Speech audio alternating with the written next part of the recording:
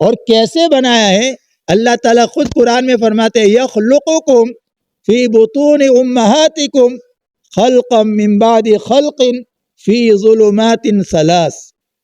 اللہ فرماتے ہیں کہ ہم نے تم کو پیدا کیا ہے 3 اندھیریوں میں پیدا کیا ہے۔ کتنی اندھیریوں میں؟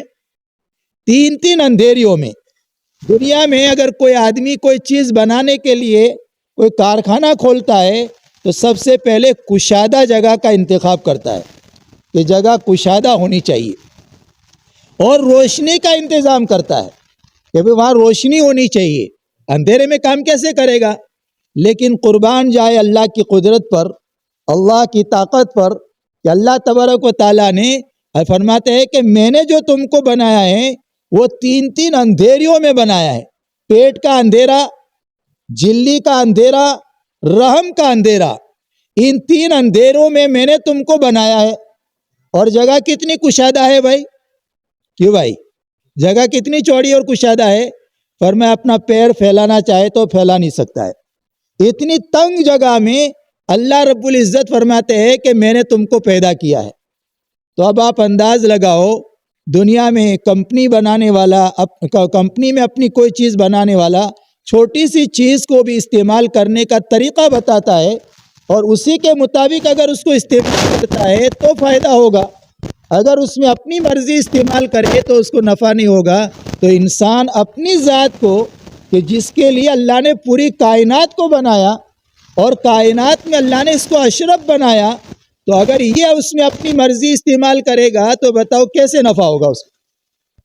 اور یہ ہو سکتا ہے کہ جس خالق کائنات نے اس پوری کائنات کو بنایا اور اس میں اشرف مخلوق انسان کو بنایا، اور انسان کی رہبری کے لیے اللہ نے انتظام نہ کیا ہو؟ کیوں ایسا ہو سکتا ہے؟ اللہ تعالیٰ نے انسانوں کی رہبری کے لیے بھی یہ 2 چیزوں کا انتظام کیا۔ وہ کیا انتظام کیا؟ ایک تو اللہ نے آسمان سے کتابیں اتاری، اللہ نے آسمان سے کتابیں اتاری، 4 بڑی بڑی کتابیں اتاری، توریت، زبور، انجیل اور قرآن کریم، یہ 4 بڑی کتابیں اتاری۔ اس کے علاوہ صحیفے اتارے، چھوٹی کتابیں اتاری نبیوں پر۔ تو کتابیں اللہ نے اتاری ایک تو انسانوں کی رہبری کے لیے، دوسرا انتظام اللہ نے کیا کیا؟ نبیوں کو بھیجا رہبری کے لیے، تقریباً 1.25 لاکھ نبی بھیجے۔ کتنے نبی بھیجے بھائی؟ 1.25 لاکھ نبیوں کو بھیجا۔ یہ نبیوں نے آ کر کے انسانوں کو یہ بات سمجھائی کہ دیکھ تیری یہ باڈی ہے، اس باڈی کو تجھے کیسے استعمال کرنا، ہم تیرے کو جو بتاتے ہیں اگر اس کے مطابق تو استعمال کرے گا تو پھر تیرے لیے نفع ہی نفع ہے، اور اگر تو نے اپنی اس باڈی کو اپنی مرضی سے استعمال کیا تو تیرا دنیا میں بھی نقصان ہے، آخرت میں بھی نقصان ہے۔ اسی لیے فرمایا دنیا میں 2 راستے ہیں، ایک من چاہی والا، ایک رب چاہی والا، ایک جی چاہی والا، ایک اللہ کی چاہت والا۔ اگر آدمی جی چاہی پر چلے گا تو فرمایا گرنا شروع ہوگا، اگر من چاہی پر چلے گا تو یہ گرتا جائے گا، گرتا جائے گا، گرتے گرتے اس کی گرنے کی کوئی حد نہیں ہے۔ آج دیکھیں دنیا میں جو انسان اپنے آپ کو گرا رہے ہیں ان کا کیا کہاں جا کر کے پہنچ رہے ہیں۔ اور اگر ہم نے اپنے آپ کو من چاہی پر نہیں بلکہ رب چاہی پر چلایا تو پھر آدمی بنتا جائے گا، بنتا جائے گا، بنتا جائے گا۔ کتنا بنے گا اس کو میں اور آپ تصور نہیں کر سکتے، کتنا بنے گا میں اور آپ تصور نہیں کر سکتے۔ اس کے لیے میرے بزرگوں اور بھائیوں، اللہ رب العزت نے ایک تو کتابیں اتاری میرے اور آپ کے لیے، اور قیامت تک کے آنے والے انسانوں کے لیے قرآن کریم کو اتارا۔ یہ قرآن کریم جس میں اللہ تعالیٰ کے احکام ہیں، یہ کرو یہ مت کرو، یہ کرو یہ مت کرو، تمہاری آنکھیں کیسے استعمال کرنا، تمہارے کان کیسے استعمال کرنا، تمہارے ہاتھ کیسے استعمال کرنا، تمہاری زبان کیسے استعمال کرنا، تمہیں گھر میں کیسے رہنا، تمہیں اپنے کاروبار میں کیسے رہنا، الغرض زندگی گزارنے کے تمام شعبوں کے احکام اللہ نے قرآن میں اتارے، حکم قرآن میں دیا۔ اس کو کیسے کرنا وہ نبی نے بتایا، اپنے عمل سے بتایا، عملی زندگی، تاکہ کوئی یہ نہ سمجھے کہ بھئی یہ تو احکام پر چلنا تو بہت مشکل ہے، ہم کیسے چل سکتے ہیں۔ تو نبی کریم صلی اللہ علیہ وسلم نے اپنی مبارک ذات سے عمل کر کے امت کو بتایا۔ پھر کوئی یہ کہہ سکتا تھا کہ بھئی وہ تو نبی تھے، نبی تو چل سکتے ہیں، امت کیسے چل سکے؟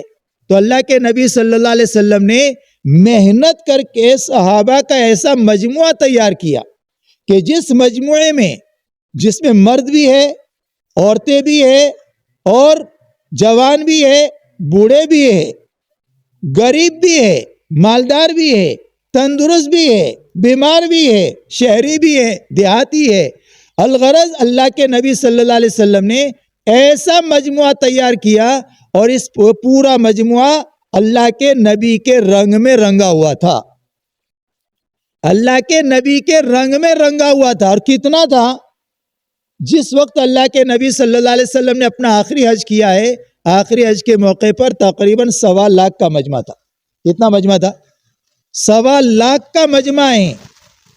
اس کے علاوہ جو وہاں نہیں پہنچے تھے وہ الگ ہے، لیکن جب حج میں آپ تشریف لائے 1.25 لاکھ کا مجمع ہے، اور یہ پورا کا پورا مجموعہ ایسا جو ہے اللہ کے نبی کے رنگ میں رنگا ہوا ہے کہ اللہ کے نبی صلی اللہ علیہ وسلم نے یہ فرمایا، قیامت تک کے آنے والے انسانوں کو اگر حق سمجھنا ہے تو حق کیا ہے؟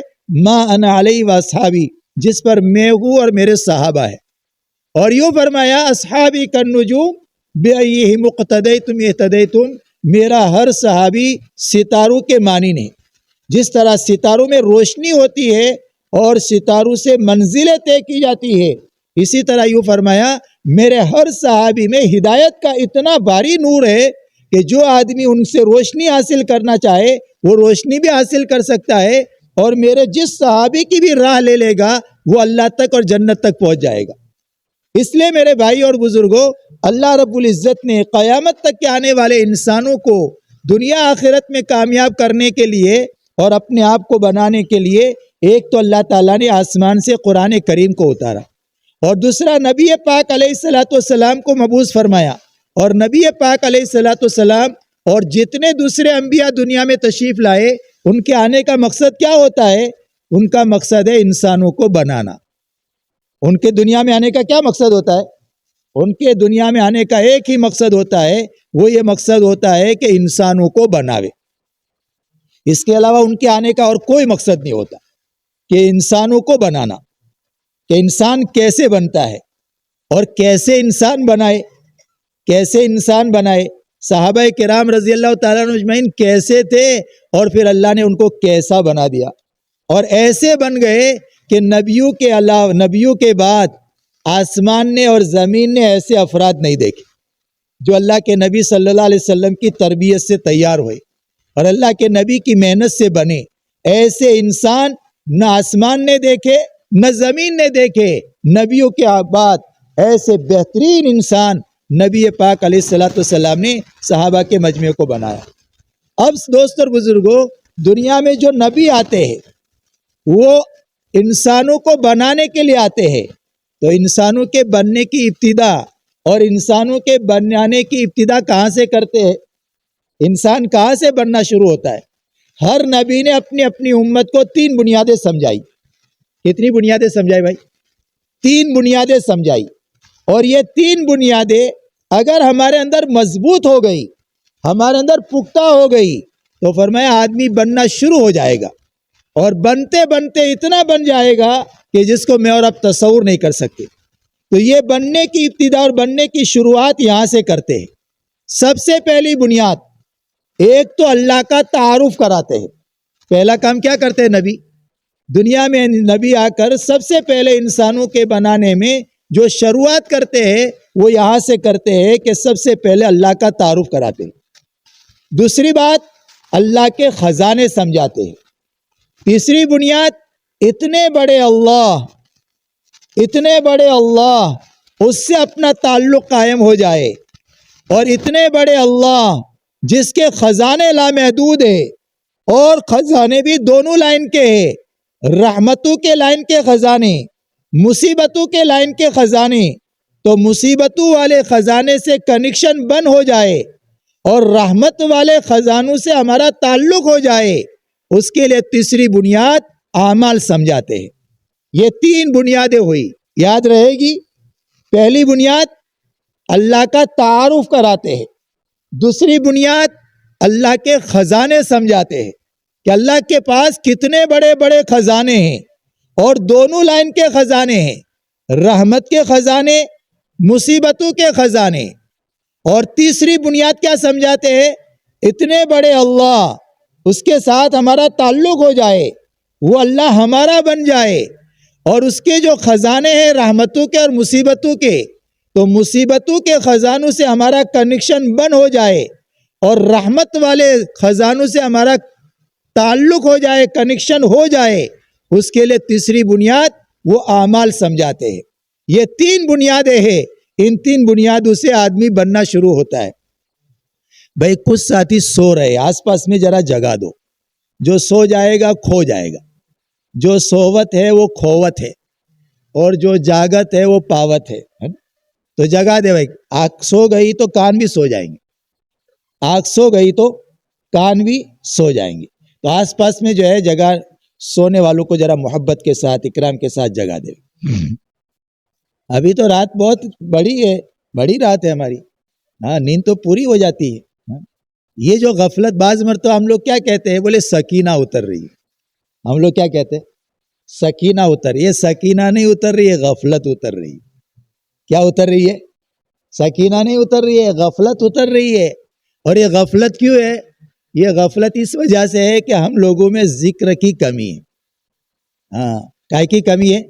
ذکر کی کمی ہے، اللہ کی یاد کی کمی ہے۔ اگر یہ کمی دور ہو جائے تو غفلت بھی دور ہو جائے گی۔ غفلت کو دور کرنے کے لیے اللہ کا ذکر ہے۔ کبھی دیکھا کہ دسترخوان پر بیٹھا بیٹھا کوئی سوتا ہو؟ کیوں بھائی؟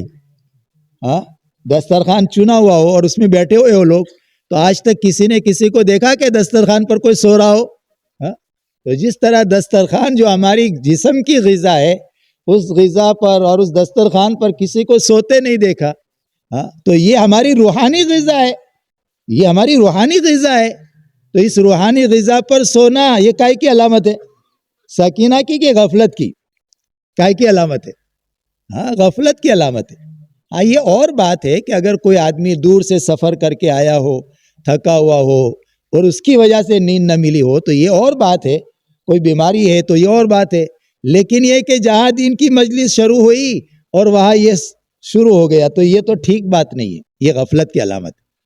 ٹھیک ہے بھائی، غفلت دور کریں گے انشاءاللہ بھائی، اور غفلت کے دور کرنے کا راستہ یہی اللہ کو خوب یاد کرنا، اللہ کو یاد کرنا، اتنا اللہ کو یاد کرے، اتنا یاد کرے ہمارے اندر سے غفلت دور ہو جائے، اور دین کی بات جب کہی جائے تو ایسے شوق کے ساتھ میں، ایسے طلب کے ساتھ میں سننا چاہیے کہ بات دل میں اتر جاوے۔ آئی بات سمجھ بھائی؟ تو کیا کہہ رہا تھا میں؟ ہاں، تو نبیوں نے آ کر اپنی اپنی امت کو تین بنیادیں سمجھائی۔ سب سے پہلے اللہ کا تعارف کرایا۔ اس لیے ہر نبی کی پہلی بات کیا ہوتی تھی؟ یا ایھا الناس قولوا لا الہ الا اللہ تفلحوا۔ یہاں سے نبی انسانوں کو بنانے کی شروعات فرماتے ہیں۔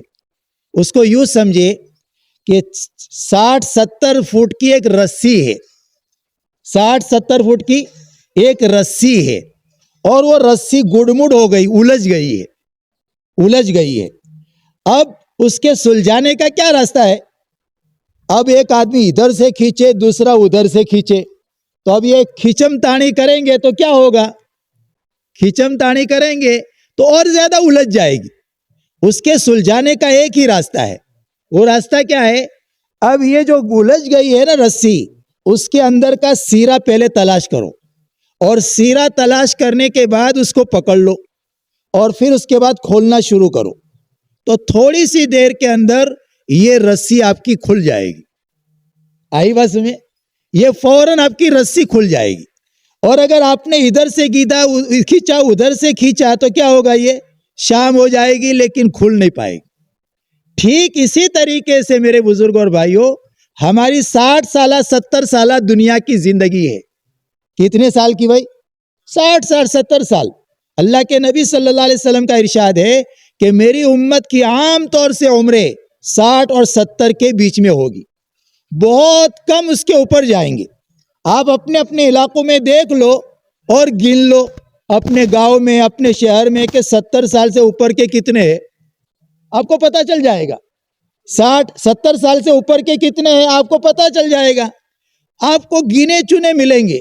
کیا مطلب اس کا مطلب یہ ہے کہ 70 کے اوپر جاتے ہی نہیں، اس سے ہی پہلے روانگی کے آداب بیان ہو جاتے، اس سے پہلے ہی روانگی کے آداب بیان ہو جاتے۔ تو یہ فرمایا کہ 60-70 سال کی دنیا کی یہ زندگی ہے، اور موت کے بعد کی جو زندگی ہے وہ تو کروڑ سال کی ہے، کبھی نہ ختم ہونے والی ہے، اور اس زندگی کے مسائل کا حل بھی یہ 60 سالہ 70 سالہ زندگی کے مسائل کے حل ہونے پر ہے۔ اب یہ ہماری دنیا کے انسانوں کی زندگیاں الجھی ہوئی ہے، کیا ہے؟ الجھی ہوئی ہے اور پریشانیوں میں ہیں۔ اب یہ جو الجھی ہوئی زندگی ہے 60 سالہ 70 سالہ زندگی، اور اس کے اوپر آخرت کی لامحدود زندگی، اب اس کو سلجھانا ہے۔ اب اس کے لیے کیا راستہ ہے؟ اس کے لیے نبی جو دنیا میں آتے ہیں، یہ انسانوں کی زندگیوں کے الجھانے کی سلجھانے کی جو شروعات کرتے ہیں، وہ یہاں سے کرتے ہیں، لا الہ الا اللہ، لا الہ الا اللہ۔ یعنی اپنے دل کے اندر یہ بات اتار لو، اللہ کے علاوہ جتنا جو کچھ ہے وہ سب کا سب کس کا بنایا ہوا ہے؟ وہ اللہ کا بنایا ہوا ہے، وہ اللہ کا بنایا ہوا ہے۔ اس کے ہاتھ میں نہ نفع ہے، نہ نقصان ہے، نہ مارنا ہے، نہ جلانا ہے، نہ تندرستی دینا ہے، نہ بیمار کرنا ہے، نہ عزت و ذلت دینا ہے، نہ کامیاب کرنا، نہ ناکام کرنا۔ اس کسی بھی چیز کے ہاتھ میں کچھ بھی نہیں۔ لا، سب کے اوپر لا کی تلوار چلا دو، سب کے اوپر لا کی چھری پھیر دو۔ لا لا لا لا، کسی سے کچھ نہیں ہوتا، الا اللہ، ایک اللہ ہی سے سب کچھ ہوتا ہے۔ کس سے ہوتا ہے بھائی؟ ایک اللہ سے۔ تو سب سے پہلے اپنے دل میں اللہ کی ذات کا تعارف اللہ کراتے ہیں، نبی کراتے ہیں کہ اللہ کا تعارف، اللہ کتنے بڑے، اللہ کی طاقت کتنی بڑی، اللہ کی قدرت کتنی بڑی، اللہ کی صفات کتنی بڑی، اللہ اپنی ذات میں کتنے بڑے، اپنی صفات میں کتنے بڑے، اللہ کے علاوہ جتنا جو کچھ ہے وہ سب اللہ کا بنایا ہوا ہے، یہ مخلوق ہے، اس کے ہاتھ میں کچھ نہیں، کرنے درنے والی ذات صرف تنے تنہا اللہ کی ہے۔ سب سے پہلے اللہ کا تعارف۔ اس لیے ہمارے بھی بننے کی جو شروعات ہے وہ یہاں سے ہے کہ ہمارے دل سے اللہ کا غیر نکل جائے اور ایک اللہ کی ذات کا یقین ہمارے دلوں میں آ جائے۔ اور اللہ جو بڑے ہیں وہ اپنی ذات میں بڑے، کسی کے بڑا بنانے سے بڑے نہیں ہیں۔ دنیا میں ملک کا صدر پبلک مل کر بناتی ہے، گاؤں میں چودھری سرپنچ گاؤں والے مل کر بناتے ہیں، ایسا ہی ہے نا بھائی دنیا میں۔ لیکن اللہ تعالیٰ اپنی ذات میں بڑے ہیں، کسی کے بڑا بنانے کی وجہ سے بڑے نہیں بنے، وہ اپنی ذات میں بڑے ہیں۔ کوئی اس کو بڑا مانے کہ نہ مانے وہ اکبر ہے، کوئی اس کو سجدہ کرے کہ نہ کرے وہ مسجود ہے، کوئی اس کی عبادت کرے کہ نہ کرے وہ معبود ہے، کوئی اس کی تعریف بیان کرے کہ نہ کرے وہ حمید ہے، کوئی اس کی جو ہے بزرگی بیان کرے کہ نہ کرے وہ مجید ہے۔ وہ اپنی ذات میں بڑے ہیں، کسی کے بڑا بنانے کی وجہ سے وہ بڑے نہیں ہے۔ اسی لیے ہر نماز کے موقع پر اعلان کرایا جاتا ہے، اللہ اکبر اللہ اکبر اللہ اکبر اللہ اکبر، اللہ سب سے بڑے، اللہ سب سے بڑے۔ اس لیے جو سب سے بڑا ہے اسی سے دل لگانا، جو سب سے بڑا ہے اسی سے دل لگانا، اس لیے ذہن بنایا جاتا ہے وہی جب سب سے بڑا ہے تو اشہد ان لا الہ الا اللہ، جو بڑا ہے وہی کاموں کو بنائے گا، جو بڑا ہے وہی کاموں کو بنائے گا۔ اس لیے سب سے پہلی بنیاد اللہ کی بڑائی۔ اور اللہ کے نبی صلی اللہ علیہ وسلم نے تو یوں فرمایا کہ سارے جن اور انس یہ تقوی پر آ جائے، بزرگی پر آ جائے، نیک بن جائے تو اللہ کی بڑائی میں رتی برابر بھی اضافہ نہیں ہوگا۔ اور اللہ نہ کرے پورے جن اور انس سب کے سب نافرمان ہو جائے تو اللہ کی بڑائی میں رتی برابر کمی نہیں آئے گی۔ یہ اپنی ذات میں بڑے ہیں، ہماری عبادتوں کی وجہ سے بڑے نہیں، یہ عبادتیں تو ہمارے لیے ہے، یہ نیکی ہمارے لیے، اللہ کو اس سے کوئی فائدہ نہیں۔ اس لیے سب سے پہلی بنیاد اللہ کو پہچاننا، اللہ کو پہچاننا، اللہ کتنے بڑے ہیں۔ ہر نماز کی ہر رکعت میں ہم پڑھتے الحمدللہ رب العالمین، الحمدللہ رب العالمین۔ تمام تعریفیں اس اللہ کے لیے ہے جو کل کائنات کی کل ضرورتوں کا پورا کرنے والا ہے۔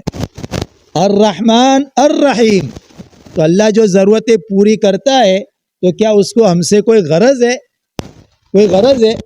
دنیا میں تو لوگوں کو ایک دوسرے کے ساتھ غرض ہوتی ہے۔ سیٹھ نوکر بلاتا ہے تو سیٹھ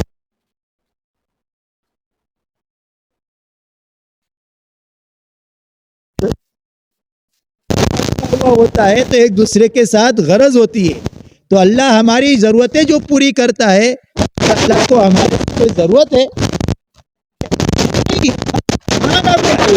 کہ اللہ ہماری جو ضرورتیں پوری کرتا ہے وہ مہربانی کی وجہ سے کرتا ہے، رحم کی وجہ سے کرتا ہے۔ پھر ذہن میں سوال آتا ہے کہ اللہ تعالیٰ تو اپنے ماننے والوں کو بھی جو ہے پالتا ہے، نہ ماننے والوں کو بھی پالتا ہے، ایسا کیوں؟ الرحمن اس لیے کہ وہ سب کے لیے مہربان ہے۔ کس کے لیے مہربان ہے؟ سب کے لیے مہربان ہے۔ اس کو مانے اس کے لیے بھی، نہ مانے اس کے لیے بھی۔ لیکن کیا ہمیشہ ایسا ہوگا؟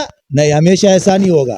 دنیا میں ایسا ہوگا کہ دنیا میں اللہ سب کو پالیں گے، فرما بردار کو بھی اور نافرمان کو بھی۔ لیکن آخرت میں ایسا نہیں ہوگا۔ دنیا کا دسترخوان عام ہے، آخرت کا دسترخوان خاص ہے۔ اس لیے الرحمن کے بعد الرحیم بیان کیا کہ الرحیم یعنی جو اللہ کی رحمت خاص ہوگی۔ کس کے لیے خاص ہوگی؟ وہ فرما برداروں کے لیے خاص ہوگی۔ اسی لیے سمجھنا چاہیے۔ آج عام طور سے لوگوں کے ذہنوں میں ایک سوال پیدا ہوتا ہے۔ سوال یہ پیدا ہوتا ہے کہ اللہ یہ دین کی کیا ضرورت؟ دنیا میں تو اللہ تعالیٰ فرما بردار کو بھی پالتے ہیں، نافرمان کو بھی پالتے ہیں، اور نافرمان تو اچھے عیش و عشرت میں ہوتے ہیں، مزوں میں ہوتے ہیں، راحتوں میں ہوتے ہیں کہ نہیں ہوتے؟ تو آج تو لوگوں کے ذہنوں میں سوالات قائم ہوتے ہیں۔ اللہ تعالیٰ یہی سمجھاتے ہیں وَلَا يَغُرَّنَّكَ تَقَلُّبُ الَّذِينَ كَفَرُوا فِي الْبِلَادِ مَتَاعٌ قَلِيلٌ ثُمَّ مَأْوَاهُمْ جَهَنَّمُ۔ فرمایا دیکھو یہ اللہ کے جو نافرمان چہل پہل کر رہے ہیں، کبھی اس ملک میں کبھی اس ملک میں، یہ دیکھ کر کے یہ بات تم کو دھوکے میں نہ ڈالے، یہ 4 دن کی چاندنی ہے، یہ 4 دن کی چاندنی ہے، پھر اس کے بعد اندھیر نگری ہے، پھر اس کے بعد میں جہنم ان کا ٹھکانہ ہے۔ یہ تو دنیا کی زندگی میں اللہ رحمان ہے، اللہ سب کی ضرورتیں پوری کر دے۔ دوسری بات، جو اللہ کے فرما بردار ہے اللہ ان کی ضرورتیں پوری کرتا ہے راضی ہو کر، اور جو نافرمان ہیں ان کی بھی اللہ ضرورتیں پوری کرتا ہے ناراض ہو کر۔ کیسے ہو کر کے؟ ہاں، راضی ہو کر اور ناراض ہو کر۔ آپ سمجھو گے، آپ کہو گے ایسا کیسے؟ ہم بھی ایسا کرتے ہیں۔ مثال، ہمارے گھر میں جب چوہے زیادہ ہو جاتے ہیں تو اس کو پکڑنے کے لیے ہم لوگ کیا کرتے ہیں؟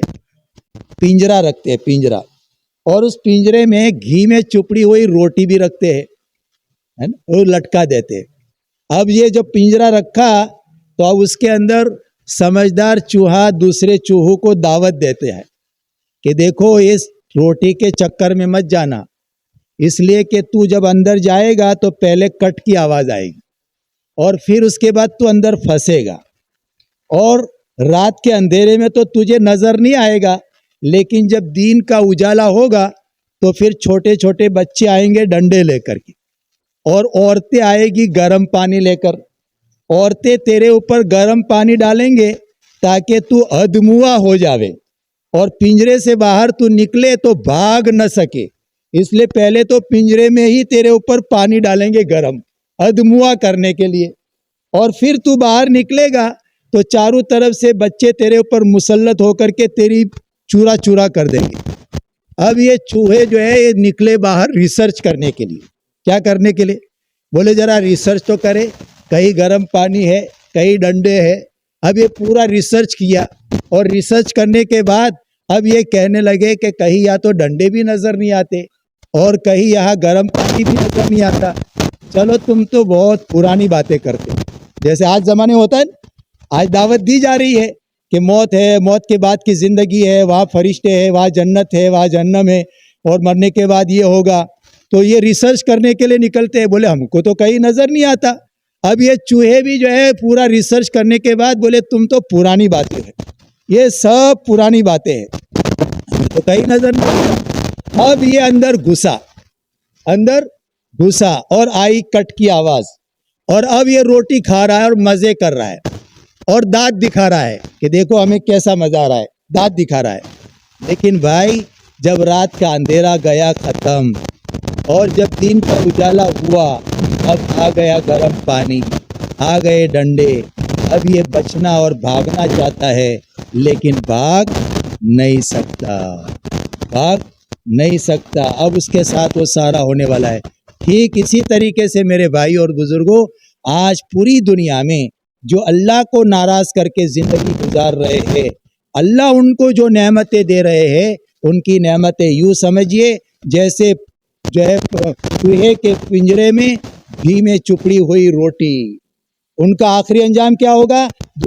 4 دن کی چاندنی ہے، پھر موت کے بارڈر پر فرمایا فرشتے بڑے بڑے ڈنڈے لے کر کے آ جائیں گے، آگ کے انگارے لے کر کے آ جائیں گے، اور کے بعد میں اس وقت میں آدمی بھاگنا چاہے گا تو بھاگ سکے گا. بھائی کوئی آدمی موت سے چھوٹنا چاہے تو چھوٹ سکتا ہے. قرآن میں اللہ فرماتے وَلَوْ تَرَى إِذْ فَزِعُوا فَلَا فَوْتَ وَأُخِذُوا مِنْ.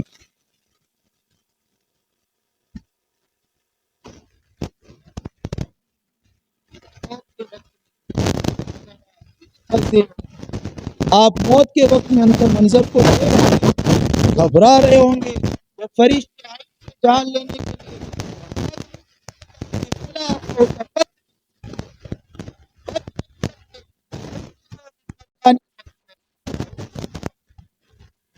ان کو قریب سے جائے.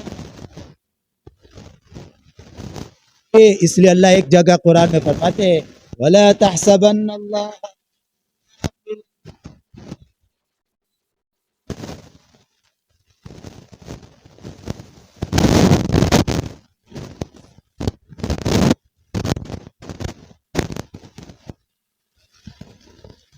یہ مت سمجھنا کہ یہ جو لوگ ظلم کر رہے ہیں اللہ کو اس کی خبر نہیں ہے، اللہ کو سب پتہ ہے. پھر ذہن میں سوال آتا ہے کیوں نہیں پکڑتے اللہ تعالیٰ؟ اللہ فرماتے ہیں انما یؤخرہم لیوم تشخص فیہ الابصار. دنیا سزا جزا کا جہان نہیں ہے، یہاں پوری سزا بھی نہیں ملتی، یہاں پورا بدلہ بھی نہیں ملتا. ٹھیک ہے تھوڑی برکت مل جائے، تھوڑا وبال آ جائے، لیکن حقیقی سزا کی جو جگہ ہے وہ انما یؤخرہم ڈھیل دے رہا ہے اور ڈھیل موت کے وقت میں اور قیامت کے میدان میں ان کا پورا حساب چکا دیا جائے گا.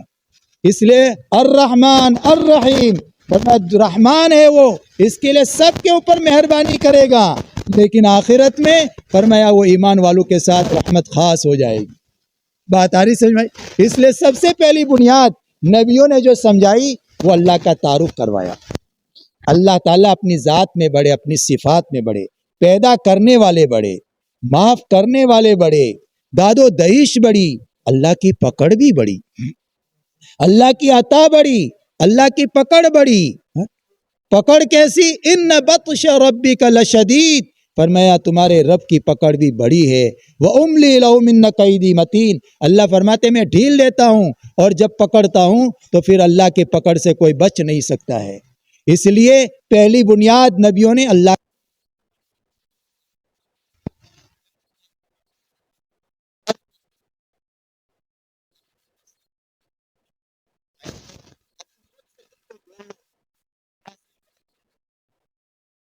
بنیاد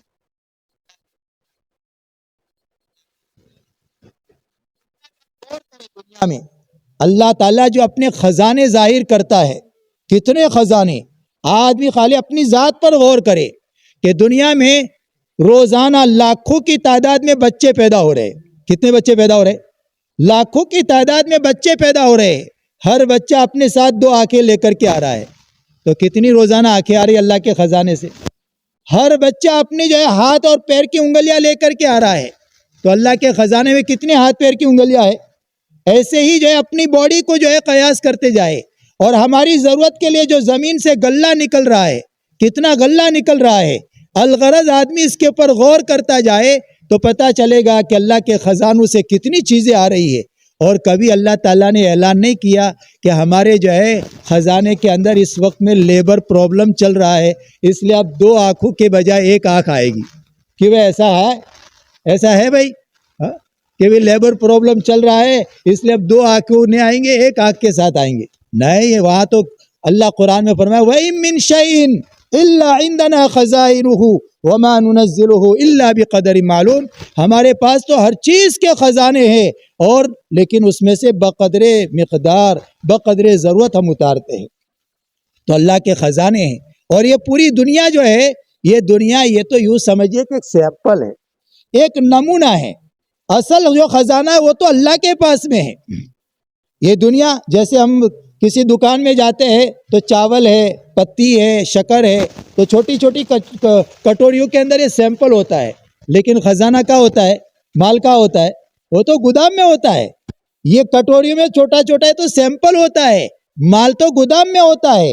اسی طرح ہم یہ جو دنیا میں دیکھ رہے ہیں یہ تو یوں سمجھیے کہ ایک سیمپل ہے، اصل اس کا خزانہ کیا ہے؟ فرمایا اس کا خزانہ تو اس کے پاس میں ہے، اور کتنا بڑا خزانہ ہے۔ اللہ کے نبی صلی اللہ علیہ وسلم نے یہ فرمایا کہ سارے انس اور جن مل کر ایک چٹیل میدان میں جمع ہو جائے، ہر ایک اللہ سے مانگتا جائے اے اللہ تو مجھے اس دنیا سے 10 لاکھ کے برابر دے دے، دوسرا کہے 20 لاکھ کے برابر، تیسرا کہے 30 لاکھ کے برابر، فرض کرو ہر کوئی مانگتا جائے مانگتا جائے مانگتا جائے اور اللہ دیتا جائے۔ اللہ کے نبی صلی اللہ علیہ وسلم نے فرمایا یہ سب کو دینے کے بعد بھی اللہ کے خزانے میں اتنی بھی کمی نہیں آئے گی، جتنا ایک آدمی سمندر میں سوئی کو ڈبوے اور باہر نکالے تو اس سوئی پر کتنا پانی آتا ہے، فرمایا اتنا بھی اللہ کے خزانے میں کمی نہیں آئے۔ بات آ رہی سمجھ بھائی؟ ہاں، وہاں تو کیا اللہ کے یہاں تو معاملہ کیا ہے، انما امرہ اذا اراد شیئا ان یقول له کن فیکون۔ اللہ تعالیٰ جب کسی کام کے کرنے کا ارادہ فرماتے ہیں تو کہتے ہو جا تو چیز ہو جاتی ہے، یعنی ہو جائے، وہ بھی ہم کو سمجھانے کے لیے کسی چیز کا وجود اس کا ارادہ ہی ہے۔ اس لیے میرے بھائیو اللہ کے خزانے اور دنیا میں جو کچھ ہے یہ تو ایک مچھر کے پر کے برابر بھی اس کی حیثیت نہیں ہے۔ اللہ کے نبی صلی اللہ علیہ وسلم نے فرمایا اگر اس پوری دنیا کی اللہ کے یہاں ایک مچھر کے پر کے برابر بھی قیمت ہوتی، اللہ کسی بے ایمان کو ایک گھٹ پانی نہ دیتے۔ یہ پوری دنیا، اور کتنی بڑی دنیا ہے وہ تو اللہ ہی کو معلوم، اللہ ہی کو معلوم۔ ہم سے آسمان کے اوپر یہ جو سورج ہے وہ سورج اس دنیا سے کئی لاکھ گنا بڑا ہے، کئی لاکھ گنا بڑا ہے، اور یہ بھی دنیا میں آتا ہے۔ تو اب انداز لگاؤ کہ یہ دنیا جو ہے وہ پوری دنیا، اللہ کے نبی صلی اللہ علیہ وسلم نے فرمایا ایک مچھر کے برابر بھی اس کی، مچھر کے پر کے برابر بھی اس کی حیثیت نہیں ہے۔ تو یہ دنیا یہ تو ایک سیمپل ہے، اصل جو اللہ کے خزانے ہیں وہ آخرت ہے، آخرت میں ہیں۔ اور یہ فرمایا دنیا میں جتنی نعمتیں ہیں وہ ساری کی ساری نعمتیں جنت کی نعمت کے مقابلے میں ایک ذرے کے برابر بھی اس کی حیثیت نہیں۔ اور فرمایا جتنی جو ہے جنت میں نعمتیں ہیں وہ ساری نعمتیں اللہ کے خزانے رحمت کے مقابلے میں ایک ذرے کے برابر بھی نہیں۔ اسی طرح دنیا میں جتنی تکلیفیں ہیں یہ ساری کی ساری تکلیفیں جہنم کی تکلیف کے مقابلے میں ایک ذرے کے برابر بھی حیثیت نہیں، اور جہنم میں جتنی تکلیفیں ہیں وہ ساری تکلیفیں اللہ کے تکلیف کے خزانے کے مقابلے میں فرمایا ایک ذرے کے برابر بھی اس کی حیثیت نہیں۔ اس لیے میرے بھائیو موت کے بعد کی جو زندگی آنے والی ہے، نبیوں نے موت کے بعد کی زندگی کو بیان کیا کہ موت کے بعد کی جو زندگی ہے وہ کتنی بڑی زندگی آنے والی ہے، اور اس میں جو نعمتیں ملنے والی ہے جنت کی شکل میں، وہ جنت کی شکل میں نعمتیں وہ کتنی بڑی ملنے والی ہے۔ آپ انداز لگاؤ کم سے کم درجے کا جو جنتی ہوگا اس دنیا سے 10 گنا بڑی جنت عطا فرمائیں گے۔ کتنی بڑی جنت بھائی؟ اس دنیا سے 10 گنا بڑی جنت، اور وہ بھی کون؟ جو جہنم سے بالکل اخیر میں پٹ پٹا کر آئے گا جنت میں، اس کو اللہ اتنی بڑی جنت عطا فرمائیں گے۔ تو اس سے اوپر کے جنتی صالحین کی جنت، شہداء کی جنت، نبیوں کی جنت، صدیقین کی جنت اور خاتم النبیین کی جنت، کتنی بڑی جنت۔ اور فرمایا جنت کیا ہے؟ فرمایا جہاں کی ایک اینٹ سونے کی، چاندی کی، وہاں کی مٹی زعفران کی، وہاں کے کنکر موتیوں کے، جہاں دودھ کی، پانی کی، شہد کی، شراب کی اللہ نے نہریں چلا رکھی، نہریں اللہ نے چلا رکھی ہے، اور جنتی جہاں کہیں بھی چلے گا یہ نہریں اس کے ساتھ چلتی رہے گی۔ اور یوں فرمایا جنت میں اللہ سواری دیں گے، سواری کتنی تیز رفتار ہوگی، فرمایا سواری پر بیٹھ کر یہ جو چلے گا تو جہاں تک اس کی نظر پہنچے گی اتنی تیزی کے ساتھ اس کی اسپیڈ تو لکھی تو جاتی ہے 220 240، لیکن دنیا میں آدمی چلا نہیں سکتا، دنیا میں چلا نہیں سکتا، 220 بھی نہیں چلا سکتا، اور وہاں کی رفتار کتنی تیز ہوگی، جہاں تک اس جنتی کی نظر پہنچے اتنی تیز جو ہے سواری چلے گی۔ اور یوں فرمایا جہاں کھانے کے لیے ہر لائن کی چیز وفاکہۃ مما یتخیرون، جو ان سے میوے کو کھانے کو دل چاہے، جنتی علی سرر موضونہ متکئین علیہا متقابلین، فرمایا سونے کے تاروں سے جڑے ہوئے تختوں پر بیٹھ کر آمنے سامنے باتیں کر رہے ہوں گے، اور اس درمیان میں فرمایا جو ہے کھانے کا پینے کا دور چل رہا ہے، کوئی جو ہے حور لے کر کے آ رہی ہے پانی کا گلاس، یا خدمت گزار یہ پانی کا گلاس، شراب کا گلاس، شہد کا گلاس، دودھ کا گلاس لے کر کے آ رہے ہیں، لیکن فرمایا جنت کی جو شراب ہے لا یصدعون عنہا ولا ينزفون، فرمایا اس شراب کی خاصیت یہ ہے نہ سر میں چکر آوے نہ بک بک کرے۔ دنیا میں تو کیا ہوتا ہے، آدمی پیتا ہے تو ہوش کھو بیٹھتا ہے، ہوش کھو بیٹھتا ہے، جنت میں ایسا نہیں ہوگا، بلکہ اور نشاط پیدا ہوگا اور اس کی عقل میں تیزی آ جائے گی۔ دنیا میں تو آدمی اپنی عقل کھو بیٹھتا ہے۔ دو پینے والے تاج محل دیکھنے کے لیے گئے، ایک نے دیکھ کر کہا رے یار میرا تو دل چاہتا ہے تاج محل خرید لوں، دوسرے نے کہا میں بیچوں گا تب تو خریدے گا نا، دوسرے نے کہا میں بیچوں گا تب تو خرید، کیا ہے جنت لا یصدعون عنہا ولا ينزفون، فرمایا نہ سر میں درد نہ بک بک، فرمایا وہی نعمت وفاکہۃ مما یتخیرون، تو بیٹھے ہوئے ہوں گے دل چاہے گا یہ پھل کھا لے، وہ ٹہنیاں جھک جائے گی اور اس کو کاٹیں گے، اور کاٹنے کے بعد پھر جو ہے جتنی کاش اتنے مزے۔ دنیا میں سیب کاٹتا ہے آدمی تو جتنی حصے کرے گا ہر حصے کا ایک ہی مزہ ہوتا ہے، لیکن جنت میں ایسا نہیں ہوگا، ہر کاش کا الگ مزہ ہوگا، منہ میں رکھے گا ذائقہ بدلتا جائے گا، پہننے کے لیے دبیس کا ریشم کا لباس، فرمایا ایک ایک وقت میں کئی کئی جوڑے پہنے گا، نور کا بنا ہوا وہ لباس ہوگا۔ دنیا میں آدمی کے پاس میں 10 جوڑے ہو، ایک وقت میں ایک ہی جوڑا پہن سکتا ہے، اور 2-3 پہن لے وے تو سب چلنے والے کہیں گے کہ حضرت کی سرک گئی ہے، لیکن وہاں ایسا نہیں ہوگا، ایک ایک وقت میں کئی کئی جوڑے پہنے گا، اور جو ہے اس کے ملوں تک اس کی چمک جائے گی۔ اللہ جنتی کو ایسا خوبصورت بنائیں گے، فرمایا اس کا چہرہ 1000 سال کی مسافت کی دوری سے چمک رہا ہوگا، اور جوان بنا کر تندرست بنا کر اور ہمیشہ ہمیشہ کی زندگی دے کر کے فرمایا ہمیشہ کی زندگی دیکھ کر اللہ جنت میں داخل کریں گے۔ اور جنت کے مناظر ایسے خوبصورت اللہ نے بنائے ہیں، وَفِيهَا مَا تَشْتَهِيهِ الْأَنفُسُ وَتَلَذُّ الْأَعْيُنُ، فرمایا جی کی چاہت کی چیزیں، تمہاری آنکھوں کی لذت کی چیزیں۔ دنیا میں اگر آدمی کوئی چیز دیکھتا ہے خوبصورت کتنی ہی اچھی کیوں نہ ہو، فرمایا دیکھتے دیکھتے اس کا جی بھر جاتا ہے، پھر دیکھنے کو دل نہیں چاہتا، لیکن جنت میں ایسا نہیں ہوگا۔ کیوں؟ اس لیے کہ دنیا میں وہ کوئی بھی چیز حسین ہوتی ہے، ایک مرحلے پر جانے کے بعد اس کا حسن ختم ہو جاتا ہے، اس سے زیادہ سنگارنے جاؤ گے تو وہ اس کا حسن ختم ہو جائے گا۔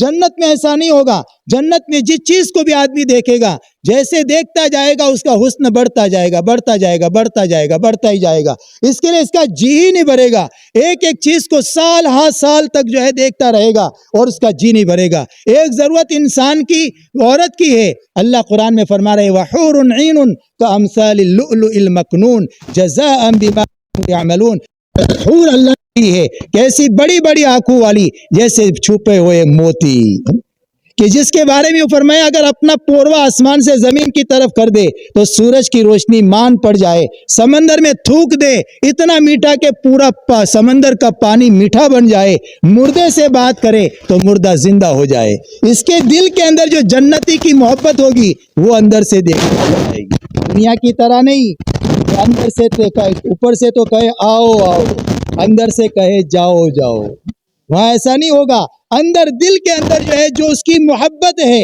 دل میں جو محبت ہے وہ محبت نظر آئے گی، اس کی پنڈلی کا گودا نظر آئے گا، ایک ایک چال میں کئی لاکھ نخرے کرے گی، کئی لاکھ نخرے کرے گی۔ ایک اللہ نے بنائی ہے کہ جس کے چاروں طرف دونوں طرف 70,000 اس کے خدمت گزار ہے، تو بتاؤ وہ حور کیسی ہوگی جس کی خدمت کرنے والے 70,000 ہے، اور وہ یوں کہتی ہے کہا ہے امر بالمعروف، اور میں تو اس کی منتظر اور اس کی مشتاق۔ یہ دعوت و تبلیغ کا کام کرنے والے کہاں ہیں؟ بھلائیوں کا حکم کرنے والے کہاں ہیں؟ اور برائیوں سے روکنے والے کہاں ہیں؟ میں تو اس کا انتظار کر رہی ہوں۔ اس لیے میرے بھائیو، یہ کچھ دینے والے ہیں اللہ تعالیٰ آخرت میں، اور آدمی اپنی عورت حور کے ساتھ مشغول ہوگا، اور مشغول ہوگا تو اوپر سے ایک نور ظاہر ہوگا، نور۔ یہ خیال کرے گا کہ یہ تو حق کی تجلی ہے، یہ خیال کرے ہی گا کہ اس میں سے ایک حور نمودار ہوگی، اور وہ حور اس حور سے کئی گنا بہتر ہوگی، اور پھر اس میں مشغول ہوگا، اور پھر اس کے بعد میں پھر ایک نور نمودار ہوگا، وہ سمجھے گا حق کی تجلی ہے، اور پھر اس کے اندر حور نمودار ہوگی، اور وہ حور اس حور سے کئی گنا بڑی ہوگی، بہتر ہوگی۔ اس طرح جنت میں اللہ کی طرف سے اکرام ہوتا رہے گا، اللہ کی طرف سے اکرام ہوتا رہے گا، جی کی چاہت کی چیزوں کے ذریعے سے بھی، اور روحانی ضرورت آدمی کی روحانی لذت ہے، اللہ کا دیدار ہے، اللہ سے قرآن سننا ہے۔ یہ ساری چیزیں میرے بزرگ اور دوستو، یہ جنت اللہ کے نبی نے کھول کر کے بتائی۔ موت کے بعد کے خزانے اللہ کے نبی نے سمجھائے کہ موت کے بعد کی جو زندگی آنے والی ہے، اس زندگی میں اصل وہ زندگی ہے، اصل وہ ٹھکانہ ہے۔ رہی دنیا، وَمَا الْحَيَاةُ الدُّنْيَا إِلَّا مَتَاعُ الْغُرُورِ، دنیا کی زندگی تو کیا ہے؟ دھوکے کا سامان۔ دنیا کی زندگی دھوکے کا سامان۔ دھوکا کس کو کہتے ہیں بھائی؟ دھوکا اس کو کہتے ہیں کہ حقیقت آوے تب پتہ چلے گا او یہ تو دھوکا تھا، جب حقیقت سامنے آوے تب پتہ چلے او یہ تو دھوکا تھا۔ اس کی مثال یوں سمجھے، حضرت علی رضی اللہ عنہ فرماتے ہیں الناس نیام اذا ماتوا انتبہوا، لوگ سب کے سب سو رہے ہیں، جب بیدار ہوں گے تب پتہ چلتا ہے۔ جیسے خواب میں ایک آدمی یہ دیکھ رہا ہو کہ میں تو ملک کا صدر ہوں، خواب میں تو کسی کا کنٹرول نہیں ہوتا ہے، تو کیا سمجھ رہا ہے کہ میں تو ملک کا صدر ہوں، اور میں بالکل ایک عالی شان محل میں ہوں، اور چاروں طرف حشم خدم ہیں، اور باہر جو ہے وتھ ڈرائیور جو ہے قیمتی سواریاں کھڑی ہے، اور دنیا کے ساری بینکوں میں میرا بیلنس ہے، یہ اپنے خواب میں دیکھ رہا ہے۔ لیکن صبح کے وقت بیوی نے انگوٹھا ہلایا، اٹھو آج تو گاؤں میں پانی بھی میونسپلٹی کا نہیں آیا ہے، بستی والوں نے ٹھنڈا کر کے ٹینکر منگایا ہے، بچوں کو مدرسے میں جانے میں دیر ہو رہی ہے، تو لو جلدی سے ہنڈا لے کر کے پانی بھر کے لے کے آؤ۔ اب یہ اٹھا تو کیا سوچتا ابھی جو تھوڑی دیر پہلے میں جو دیکھ رہا تھا وہ حقیقت نہیں تھی بلکہ ایک دھوکا تھا۔ حقیقت یہ ہے جو میں بیداری کے حالت میں دیکھ رہا ہوں، اس کے پاس اتنی چھوٹی سی جھوپڑی ہے کہ پیر لمبا کرے تو دیوار سے لگ جائے، اتنا تھوڑا سا لباس کہ اس سے کم میں سطر نہ چھپ سکے۔ اب یہ سوچ رہا ہے کہ تھوڑی دیر پہلے جو دیکھ رہا تھا وہ دھوکا تھا، حقیقت نہیں تھی۔ حقیقت یہ ہے جو میں بیداری کی حالت میں دیکھ رہا ہوں۔ ٹھیک اسی طرح ایک آدمی خواب میں دیکھ رہا ہے کہ میں تو جو ہے بہت پریشان ہوں، الجھنوں میں ہوں، بیماریوں میں ہوں، اور پر مصیبتوں میں اپنے آپ کو دیکھ رہا ہے، لیکن صبح بیوی نے انگوٹھا ہلایا کہ اٹھو تو کیا دیکھتا ہے؟ عالی شان محل ہے، اور چاروں طرف حشم خدم ہے، آسائش کے سارے نقشے ہیں۔ اب یہ سمجھتا ہے تھوڑی دیر پہلے جو دیکھ رہا تھا وہ حقیقت نہیں تھی، وہ دھوکا تھا۔ حقیقت یہ ہے جو میں بیداری کی حالت میں دیکھ رہا ہوں۔ ٹھیک اسی طرح میرے بزرگوں، آج پوری دنیا میں جو نقشہ نظر آ رہا ہے یہ دھوکا ہے۔ اللہ قرآن میں فرما رہے ہیں وَمَا الْحَيَاةُ الدُّنْيَا إِلَّا مَتَاعُ الْغُرُورِ، دنیا کی زندگی کیا ہے؟ یہ تو دھوکے کا سامان ہے۔ یا ایھا الناس ان وعد اللہ حق فلا تغرنکم الحیاۃ الدنیا ولا یغرنکم باللہ الغرور، اے دنیا کے بسنے والے انسانوں، یہ اللہ کے وعدے حق ہے، حق ہے۔ دنیا کی زندگی تم کو دھوکے میں نہ ڈالے۔ موت کے بارڈر پر آدمی کے ساتھ کیا معاملہ ہوتا ہے فرشتے آ گئے اور فرشتوں نے انگوٹھا ہلایا، اب روح قبض کرنا شروع کی، اب یہ دنیا دکھنا بند ہو گئی، آخرت دکھنا نظر آ گئی۔ اب اس موقع پر اس کے ساتھ کیا معاملہ ہوتا ہے؟ اس موقع پر اگر اس کے لیے جنت کی بشارت ہے اور جنت کی نعمتیں ہیں اور خوشخبریاں دی جا رہی ہے، تو دنیا میں جو تھوڑی بہت تکلیفیں دین پر چلنے کی وجہ سے آئی، آدمی سمجھے گا وہ تو میری تکلیفیں چلی گئی اور یہ میرے مزے شروع ہو گئے۔ اور اللہ نہ کرے کہ ملک کا صدر بنا بیٹھا ہے اور یہ ساری چیزیں عیش و عشرت کی اور یہ سارے مزے ہیں، لیکن موت فرشتے نے انگوٹھا پکڑا، جہنم کے ڈنڈے لے کر اور جہنم کے آگ کے انگارے لے کر اب اس کی روح کو نکالنا چاہتے ہیں۔ روح نکلنا نہیں چاہتی ہے اور مار مار کر کے اس کی روح کو نکالا جاتا ہے۔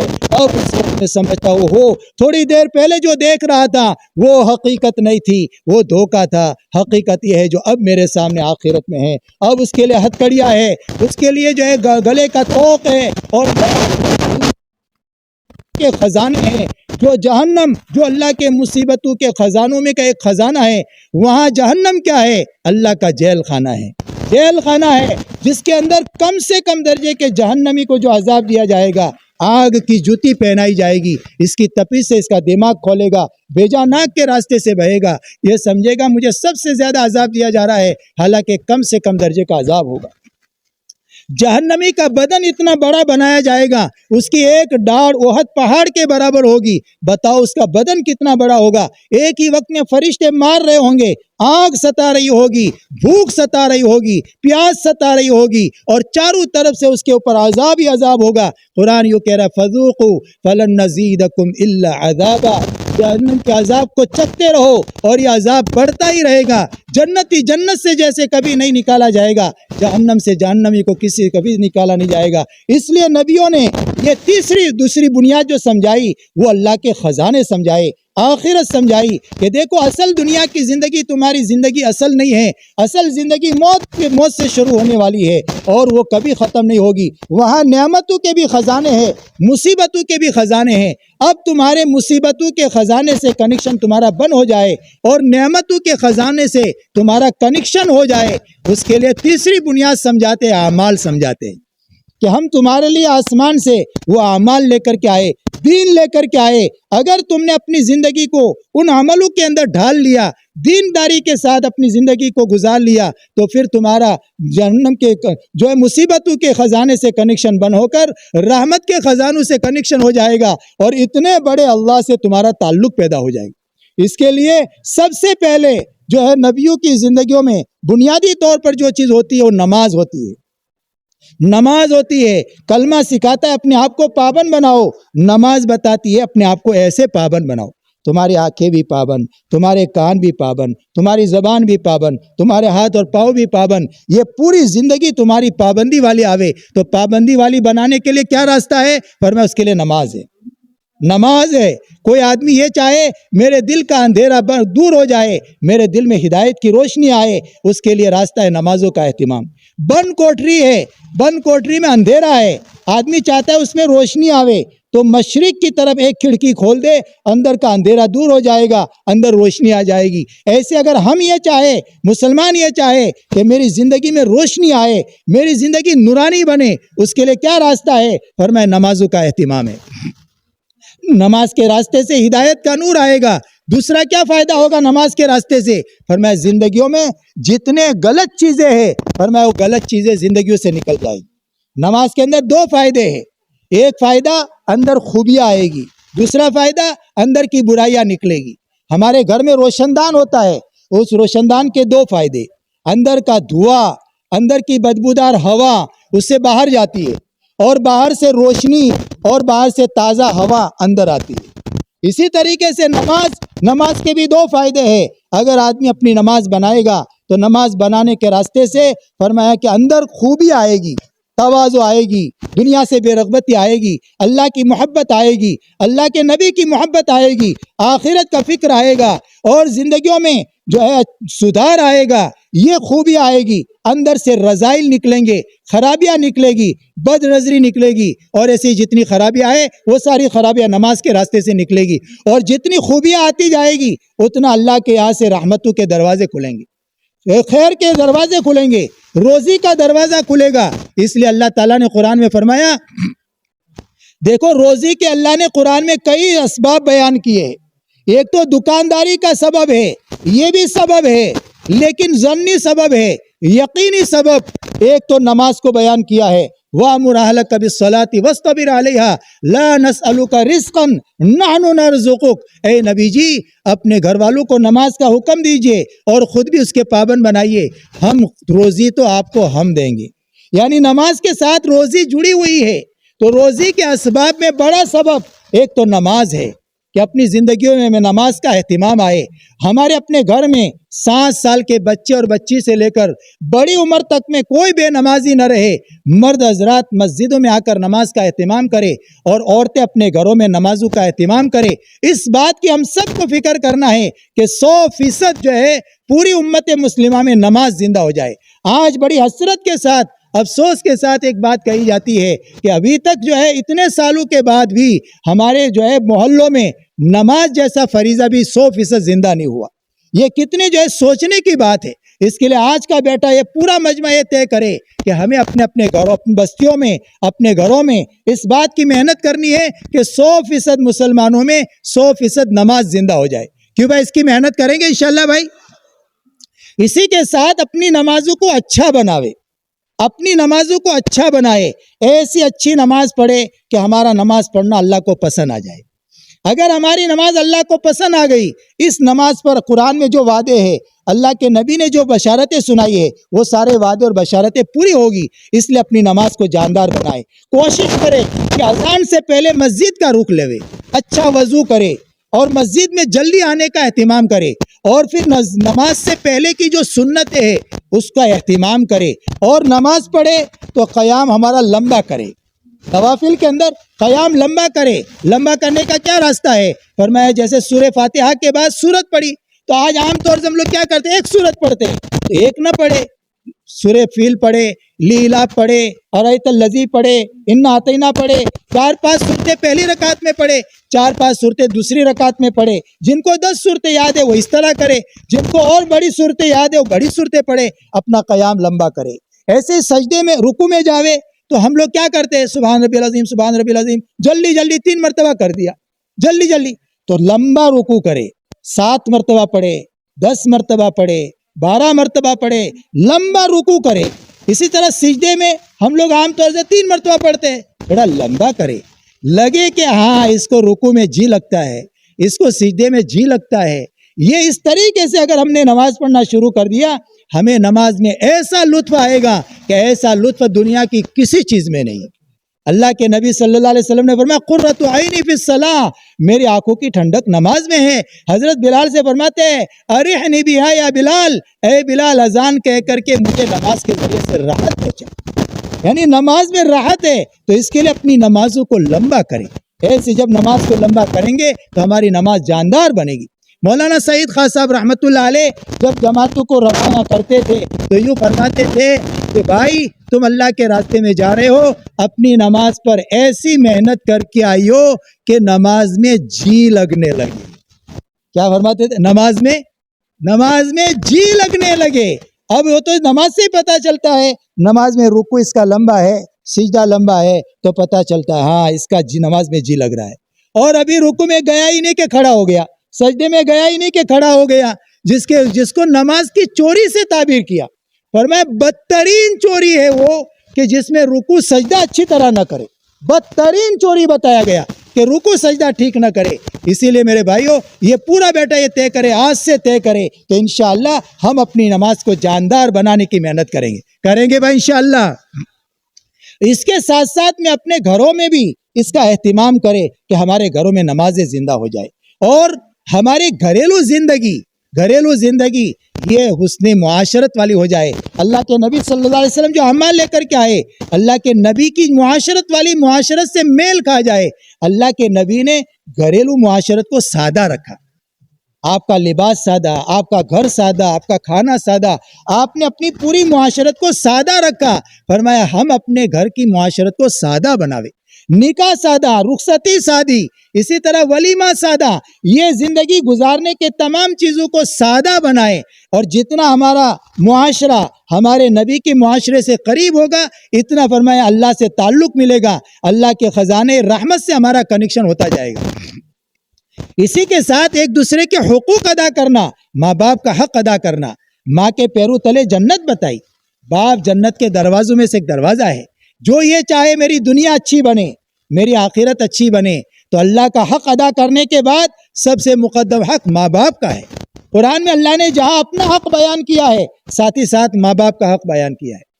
ہاں، حضرت شیخ رحمۃ اللہ علیہ نے فضائل صدقات میں صلہ رحمی کے باب میں آخر میں جو حدیث بیان کی ہے، فرمایا 2 گناہ ایسے ہیں کہ آخرت میں اس کا وبال بھگتنے کے ساتھ ساتھ دنیا میں بھی اس کا وبال بھگتنا پڑتا ہے۔ وہ 2 گناہ ہیں، ایک قطع رحمی، ماں باپ کے ساتھ میں برا سلوک کرنا اور ظلم کرنا۔ اگر یہ 2 گناہ کر رہا ہے آدمی، فرمایا اس کا وبال دنیا میں آدمی کو بھگتنا پڑتا ہے۔ اس لیے آپ کو دیکھنا ہو تو دیکھ لو کہ جن اولاد نے ماں باپ کو ستایا ہے ان کی زندگی آپ کو پریشان ملے گی، ان کی زندگی پریشان ملے گی، بھلے وہ لکھ پتی ہو کروڑ پتی ہو، لیکن ان کو چین سکون نہیں ہوگا، پریشان ہوں گے۔ کس بات کا نتیجہ ہے یہ؟ ماں باپ کو ستانے کا نتیجہ ہے۔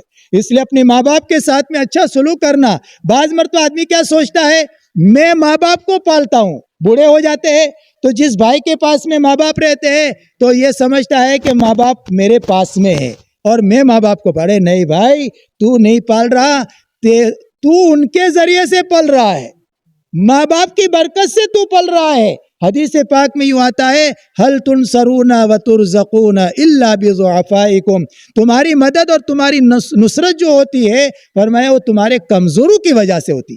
آدمی سمجھتا ہے کہ میں بچوں کو پال رہا ہوں، نہیں، تو بچوں کو نہیں پال رہا ہے، بچوں کی برکت سے تجھے روزی مل رہی ہے، بچوں کی برکت سے تجھے روزی مل رہی ہے، کمزوروں کی وجہ سے تجھے روزی مل رہی ہے، ماں باپ کی وجہ سے تجھے روزی مل رہی ہے، اور آدمی سوچتا ہے کہ میں ماں باپ کو پال رہا ہوں۔ اس لیے میرے بھائیوں، فرمایا یہ معاشرے میں یہ جتنا ہمارا معاشرہ پاکیزہ ہوگا، فرمایا اس کی جاذبیت اور اس کی کشش غیروں تک پہنچے گی، تو ہمارا معاشرہ یہ پاکیزہ حقوق کی ادائیگی والا۔ ایسے ہی اپنی بیویوں کے ساتھ اچھا سلوک کرنا، اپنی بیویوں کے ساتھ اچھا سلوک کرنا۔ فرمایا جس بیوی نے اپنا گھر چھوڑا، ماں باپ چھوڑے، بھائی بہن چھوڑے، اپنا مزاج کا کھانا چھوڑا، اپنا مزاج کا رہن سہن چھوڑا، اپنی سب کچھ چیزیں چھوڑی اور میاں کے ساتھ آ کر کے بند گئی، اور اب جو ہے یہ میاں اس کے ساتھ ظلم کر رہا ہے، تو بتاؤ یہ کتنی ناانصافی کی بات اور کتنی محرومی کی بات ہے۔ اور اس کے ذریعے سے تو تیری نسل چلے گی۔ بھائی آدمی کی نسل کس سے چلتی ہے؟ کس سے نسل چلے گی؟ ارے بیوی آئی اسی سے تو نسل چلے گی۔ تو جس نے تیرے لیے اتنا بھوگ دیا، اتنی قربانی دی، اور پھر اس کے ذریعے سے نسل چلتی ہے، اور آدمی اس کے ساتھ ظلم کر رہا ہے، کتنی ناانصافی کی اور ظلم کی بات ہے۔ اللہ تعالیٰ قرآن میں یہ تاکید فرما رہے ہیں، وَعَاشِرُوهُنَّ بِالْمَعْرُوفِ، اپنی بیویوں کے ساتھ میں اچھا سلوک کرو۔ ہو سکتا ہے تمہیں اس کی کوئی بات ناگوار گزرے، پر میں اس کو لے کے بیٹھ مت جاؤ، اللہ تعالیٰ نے اس میں بڑی خیر رکھی ہو، اس کے ذریعے سے فرمایا تم کو مال ملے، جو مال تم اللہ کے راستے میں خرچ کرو، تمہاری نجات کا سامان ہو جائے، اس کے ذریعے سے تمہیں نیک اولاد ملے اور یہ تمہارے نجات کا سامان بن جائے۔ اس کے لیے میرے بھائیوں، فرمایا اپنی بیویوں کے ساتھ میں اچھا سلوک کرنا۔ ہم نے جو کہا نا، ماں باپ کے ساتھ کا برا سلوک اور دوسرا ظلم، آج عام طور سے گھروں کے اندر یہ 2 گناہ عام ہو گئے ہیں۔ اس کے لیے ان سے جو ہے اپنے آپ کو بچانا ہے۔ ماں باپ کے ساتھ اچھا سلوک، اپنی بیویوں کے ساتھ میں اچھا سلوک، اپنی بیویوں کے ساتھ۔ بعض مرتبہ جب دیکھو تب میاں بیوی کی کھٹ پٹ ہوتی رہتی ہے، اس کے برے اثرات اولاد پر پڑتے ہیں، اولاد پر برے اثرات پڑتے ہیں۔ اس لیے اگر ہم یہ چاہیں ہماری اولاد نیک صالح بنے، اپنی میاں بیوی کا تعلق اچھا ہونا چاہیے۔ یہ نہیں کہ ہم ہی بڑے ہیں اور وہ چھوٹی ہے، نہیں، بلکہ بڑے کو تو حکم ہے اپنے چھوٹوں پر رحم کرے۔ ایک طرف منتظم ہے، دوسری طرف محب اور محبوب کا رشتہ ہے، اس لیے اپنے بیویوں کے ساتھ میں اچھا سلوک کرے، ان کے ساتھ اچھا معاملہ کرے اور اسی کے ساتھ محبت کا اظہار کرے۔ اللہ کے نبی صلی اللہ علیہ وسلم حضرت عائشہ رضی اللہ تعالیٰ عنہ کے ساتھ میں اور معاشرت کے ذریعے سے ہم کو کیسی پاکیزہ تعلیم دی۔ ایک مرتبہ اللہ کے نبی اور حضرت عائشہ یہ ساتھ میں کھانے کے لیے بیٹھے ہوئے ہیں، جس کٹورے سے پانی پی رہے ہیں، حضرت عائشہ رضی اللہ تعالیٰ عنہ جدھر منہ لگا کر پانی پیتی ہے، فرمایا وہی سے محبت کے اظہار میں اپنا جو ہے منہ لگا کر کے پانی پی رہے۔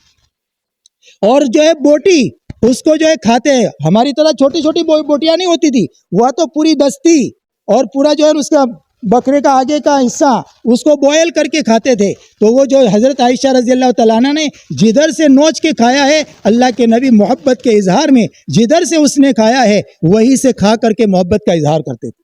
اور یوں فرمایا تو اپنی بیوی کے منہ میں لقمہ رکھے، فرمایا اس کے اوپر بھی صدقے کا ثواب ملے گا، صدقے کا ثواب ملے گا۔ ایک میاں بیوی میں جب دیکھو تب تمہیں ہو رہی تھی، وہ مولانا کے پاس میں آئے، آ کر کہنے لگے مولانا ہمارے گھر میں تمہیں بہت ہوتی ہے۔ تو مولانا نے کہا کہ اچھا ایک کام کر، تو جب دوپہر میں کھانے کے لیے بیٹھے اپنے بیوی کے منہ میں نوالا رکھنا۔ مولانا یہ تو شرم آوے، ہاں تو شرم آوے۔ اب یہ گیا تو پھر اس کے بعد میں فون کیا مولانا نے، بولے کھلا، بولے نہیں مولانا شرم آتی ہے۔ کیا آتی ہے؟ بولے جھگڑا کرتے شرم نہیں آتی، جھگڑا کرتے شرم نہیں آتی، اور منہ میں لقمہ رکھتے ہوئے شرم آتی ہے۔ چنانچہ اس نے جو لقمہ رکھا تو اس کا رکھنا ہی تھا کہ بیوی کا منہ یوں ہی رہ گیا۔ تو وہ بیوی بھی کہنے لگی واہ تجھے آج کس نے سبق پڑھایا یہ؟ تو وہ نفرت محبت میں بدل گئی، وہ نفرت کس میں بدل گئی؟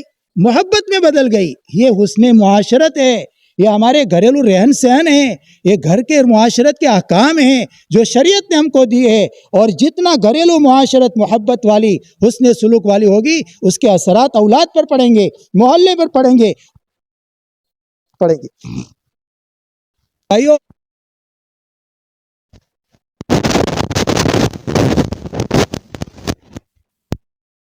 کاروباری زندگی صاف ستھری، کاروباری زندگی صاف ستھری۔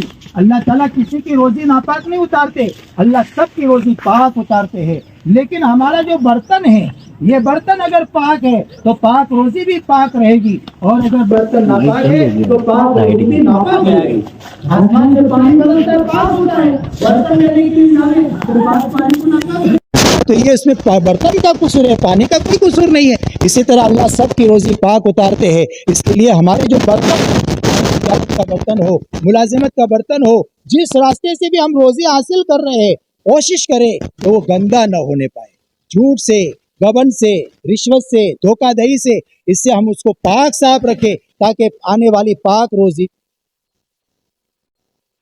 ناپاک میں نحوست ہے، اس لیے اگر کوئی یہ چاہے میں نیک بنوں، میری بیوی نیک بنے، میری نسل نیک بنے، اور یہ بہار آئے نسلوں تک، ورنہ اس کے لیے پاک روزی کا اہتمام کریں گے بھائی انشاءاللہ۔ اسی کے ساتھ حسن اخلاق ہے، حسن اخلاق ہماری وجہ سے کسی کو تکلیف نہ پہنچے۔ مسلمان تو راحت پہنچانے کے لیے آیا ہے، مسلمان تکلیف پہنچانے کے لیے نہیں آیا۔ المسلم من سلم المسلمون من لسانہ و یدہ، مسلمان کون ہے؟ فرمایا اس کے ہاتھ سے، اس کی زبان سے کسی کو تکلیف نہ پہنچے۔ فرمایا خیر الناس من ينفع الناس، بہترین لوگ وہ ہے جو دوسروں کو نفع پہنچائے۔ اللہ کے نبی صلی اللہ علیہ وسلم کی کیا شان ہے؟ فرمایا اللہ کے نبی صلی اللہ علیہ وسلم نے وہ اخلاق برتے جس کے نتیجے میں جو کٹر دشمن تھے، جو یوں کہتے تھے ہم پہاڑ سے گر کر مر جائیں گے، سمندر میں کود کے مر جائیں گے، آگ میں جل کر مر جائیں گے، لیکن اے محمد صلی اللہ علیہ وسلم تمہارا کلمہ نہیں پڑھیں گے، ایسے لوگ بھی جب اللہ کے نبی کے اخلاق دیکھے تو وہ بھی ایمان میں داخل ہو گئے۔ اس لیے میرے بھائیوں، فرمایا اخلاق کے ساتھ ہماری وجہ سے سب کو نفع پہنچائے۔ قیامت میں سب سے زیادہ وزنی ترازو اس کا ہوگا جس کے اخلاق اچھے ہوں گے۔ رات بھر نفلیں پڑھنے والا دین بھر روزے رکھنے والے سے آگے بڑھ جائے گا جس کے اخلاق اچھے ہوں گے۔ اس لیے ہماری وجہ سے ہر ایک کو جو ہے راحت پہنچے، اپنی بیوی بچوں کو بھی، ایسے اپنی بہنوں کو، اپنے بھائیوں کو، جو یہ چاہے اس کی عمر میں برکت ہو، اس کی روزی میں برکت ہو، اپنے رشتہ داروں کے ساتھ اچھا سلوک کرے۔ اور بھائی یہ سب کچھ کہے کے لیے کرے صرف اللہ کی رضا کے جذبے سے اور جنت کے شوق میں کرنا۔ ہمیں آہ بھی نہیں چاہیے، واہ بھی نہیں چاہیے، نوٹ بھی نہیں چاہیے، ووٹ بھی نہیں چاہیے، ہمیں کچھ نہیں چاہیے، ہمیں صرف اللہ چاہیے اور ہمیں جنت چاہیے۔ کیا چاہیے بھائی؟ ہاں، اگر اللہ اور جنت کے علاوہ کوئی اور غرض ہوگی تو وہاں جھگڑا ہوگا۔ وہاں کیا ہوگا؟ وہاں جھگڑا ہوگا۔ کہیں بھی آپ کو جھگڑا دیکھنا ہو تو سمجھ جاؤ اس کے پیچھے مال ہوگا یا جا ہوگا۔ اللہ اور جنت کے علاوہ کی چیز ہوگی جس کے جھگڑے ہیں۔ پوری دنیا میں جھگڑوں کے دو بنیاد ہے، اس لیے اللہ کے نبی صلی اللہ علیہ وسلم نے فرمایا دو بھوکے بھیڑیے اگر بکریوں کے ریوڑ میں چھوڑ دیے جائے وہ اتنا نقصان نہیں کرتے جتنا مال کا پجاری اور مرتبہ اور بڑائی چاہنے والا یہ جو ہے دین کا ستیہ ناش کر دیتے، دین کا ستیہ ناش کر دیتے۔ اس لیے میرے بھائیوں سارے نیچے کے جذبات کو فنا کر کے ایک ہی جذبہ رہ جائے، اللہ کو راضی کرنے کا جذبہ اور جنت کا جذبہ۔ ہمیں لوگوں سے کوئی امید نہ ہو، ایک امید ہو تو صرف اللہ سے، اس لیے کہ مخلوق سے امید رکھنا یہ تو ایسا ہے، اللہ نے سب کو فقیر کہا ہے کہ سب فقیر ہے، فقیر تو فقیر ہے ہی ہے، فرمایا سارے بادشاہ بھی فقیر ہے، غنی صرف اللہ کی ذات ہے۔ اس کی مثال تو ایسی ہوئی، ایک فقیر کے سامنے کھڑے ہو کر بھیک مانگنے لگے، وہ فقیر بھی اس کو اوپر سے نیچے دیکھے گا کہ بھائی تو راستہ بھول گیا، تو راستہ بھول گیا۔ تو اس کے لیے بھائی امید ہو تو اللہ سے ہو، اور بھائی یہ ساری چیزیں میرے اور آپ کے اندر زندہ ہو جائے، پوری امت میں زندہ ہو جائے، میرے اپنے گھرانے میں آ جائے، پوری انسانیت میں آ جائے، اس کے لیے اللہ کے نبی صلی اللہ علیہ وسلم جس طرح اللہ کے پاس سے دین لے کر کے آئے، ایسے دین کی محنت لے کر کے آئے کہ اللہ کے دین کی محنت کے ذریعے سے یہ چیزیں ہماری زندگی میں آئے، ہمارے محلے میں آئے اور پورے عالم کے اندر آئے۔ اس کے لیے دعوت و تبلیغ کی محنت ہے۔ اللہ کے نبی صلی اللہ علیہ وسلم کے صفات میں ہے دائم الفکر متواصل الاحزان، آپ ہمیشہ فکر مند رہا کرتے تھے، آپ غمگین رہا کرتے تھے۔ کس بات کا فکر، کس بات کا غم؟ اس بات کا غم کہ دنیا میں بسنے والا ایک انسان اللہ کے عذاب سے بچ کر اللہ کی رحمت کے آغوش میں آ جائے، جہنم سے بچ کر جنت میں جانے والا بن جائے۔ یہ آپ کو فکر تھا، یہ درد تھا، یہ غم تھا۔ یہی فکر، یہی درد، یہی غم صحابہ کے اندر منتقل ہوا، اور صحابہ ملکوں میں گئے اور دنیا میں انہوں نے سفر کیے، کائے کی نسبت پر؟ دنیا کی نسبت پر نہیں بلکہ دین کی نسبت پر۔ ان کی آواز تھی انما ہممنا الآخرہ، ہمارا منتہائی مقصد عزائم آخرت کے ہے، ہم تمہارے پاس اس لیے آئے ہیں تاکہ تمہاری آخرت بن جائے، ہماری بھی آخرت بن جائے، تمہاری بھی آخرت بن جائے۔ اس لیے دیکھو صحابہ نے اپنی جانی مالی ساری صلاحیتوں کو دین کے فروغ کے لیے استعمال کر دیا۔ حضرت ابو ایوب انصاری 94 سال کی عمر ہے اور وہ اللہ کے راستے میں دینے کے جذبے سے پھر رہے ہیں، اور جب ان کا آخری وقت آیا، لشکر چل رہا ہے، آخری وقت آیا تو نصیحت کر رہے ہیں، بولے میرے میت کو یہاں دفن مت کرنا، تم جہاں جا رہے ہو میری سواری پر لادے رکھنا، وہاں جہاں تم کو جانا ہے وہاں جا کر کے دفن کرنا، تاکہ قیامت میں اللہ کو کہہ سکوں جب تک میرے جان میں جان تھی تب تک میں نے تیرے دین کا کام کیا، جب میرا انتقال ہو گیا میری لاش بھی تیرے راستے میں چلی، میری لاش بھی تیرے راستے میں چلی۔ میرے دوست بزرگوں، صحابہ نے کیسی کیسی قربانیاں دی اور اللہ کے نبی نے کیسے قربانیاں دی۔ ان کے گھروں میں فاقے آئے، ان کے گھروں میں کیا کچھ نہیں ہوا۔ یہ سارے فاقے، یہ جو ہے تکلیفیں کائے کے لیے برداشت کی، صحابہ نے تکلیفیں کائے کے لیے برداشت کی۔ اس امت کا فریضہ ہے، یہ تبلیغ کوئی کسی فرد کا کام نہیں، یہ ہمارا ختم نبوت کا عملی ثبوت ہے کہ ہمارا عقیدہ ہے کہ اللہ کے نبی آخری نبی ہے، تو آخری نبی ہونے کا عملی ثبوت یہ ہے کہ اللہ کے بندوں تک اللہ کا پیغام پہنچائے، اور پہنچانے کے لیے اپنی جان کی قربانی، مال کی قربانی، جذبات کی قربانی، اپنی راحت و آرام کی قربانی، اور جتنا اللہ کے نام پر اپنے آپ کو لگائیں گے اتنا اللہ کے یہاں سے پائیں گے۔ اس کے لیے یہ 4 مہینے کے لیے اللہ کے راستے میں جو نکالا جاتا ہے کہ ایک یکسوئی کے ساتھ میں، ایک جو ہے دل جمعی کے ساتھ میں، ایسے ماحول میں جا کر جہاں ایمان کے تذکرے، اعمال کے تذکرے، اللہ کی بڑائی کے تذکرے، جنت کے تذکرے، جنت کی نعمتوں کے تذکرے، جہنم کا عذاب، اتنا سنے کہ ہمارے دل و دماغ پر یہ باتیں اتر جائے، اور پھر اس کے بعد میں اپنا گھر پر آنے کے بعد اپنے کاروبار کے ساتھ میں دین پر چلتے ہوئے، دین کی محنت کرتے ہوئے چلتے رہیں گے، اللہ سے قریب ہوتے جائیں گے، آخرت سے قریب ہوتے جائیں گے۔ اب اس کے لیے دوستو بزرگوں، جس سکون وقار کے ساتھ یہ مجمع پورا بیٹھا ہوا ہے، اسی سکون وقار کے ساتھ بیٹھے جنہوں نے پہلے ارادے کیے ہیں وہ بھی کھڑے ہو کر کے، جن کے کچے پکے ارادے تھے وہ بھی اس وقت میں پکا ارادہ ظاہر کرے، اور یہاں پر خالی سننے کی نیت سے آئے تھے لیکن دل میں اللہ نے بات ڈالی اور احساس پیدا ہوا، نہیں مجھے اپنی زندگی بنانی ہے، اگر میں زندگی بنائے بغیر چلا گیا میرا آخرت میں کیا بنے گا؟ تو ایسے افراد کھڑے ہو کر کے اپنے ناموں کو پیش کریں۔ اب بتاؤ دوستوں بزرگوں، کھڑے ہو کر کے کون کون تیار ہے؟ فرماؤ بھائی، جلدی جلدی فرماؤ، ہمت کر کے بتاؤ بھائی، فرماؤ بھائی، جنہوں نے ارادے کیے وہ بھی تازہ کراؤ، فرماؤ، ماشاءاللہ ماشاءاللہ، فرماؤ بھائی، جلدی جلدی فرماؤ بھائی، فرماؤ، جلدی جلدی فرماؤ بھائی۔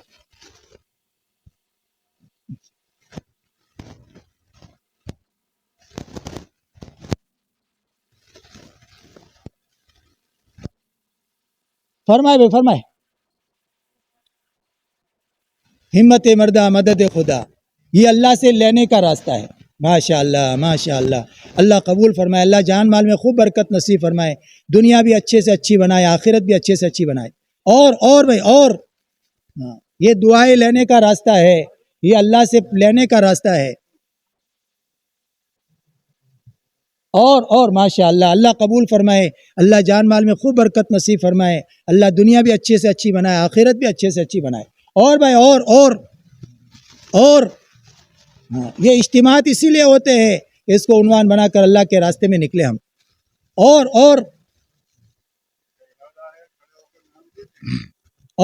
فرمائے اور فرمائے.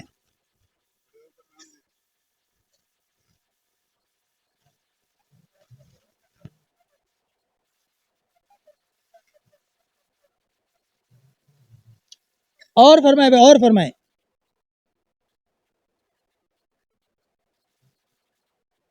اپنے آپ کو بنانے کے لیے جانا ہے.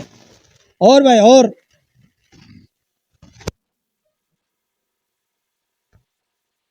اور کون ہمت کر رہا ہے؟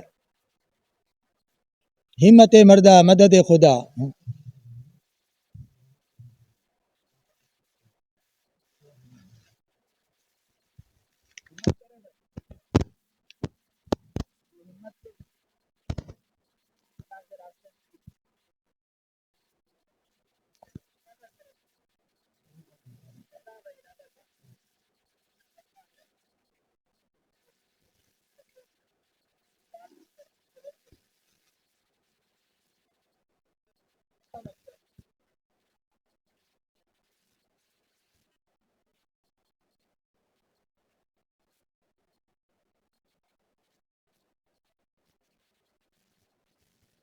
دل میں بات آ رہی ہے تو اظہار کرے.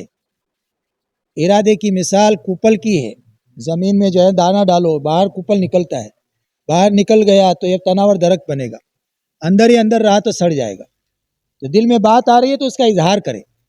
کس کے دل میں بات آ رہی ہے؟ ہر ایک کے دل میں بات آ رہی ہے، اس کا اظہار کرنا ہے. کھڑے ہو کر کے نام لکھائیں گے، رحمان کی مدد شامل حال ہو جائے گی اور شیطان کی کمر ٹوٹ جائے گی. جی کون ہمت کر رہا ہے؟ جی فرمائے بھائی، جلدی جلدی فرمائے.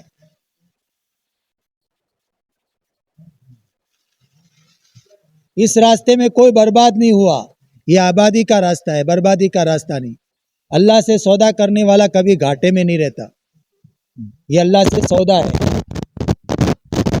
جی فرمائے بھائی فرمائے.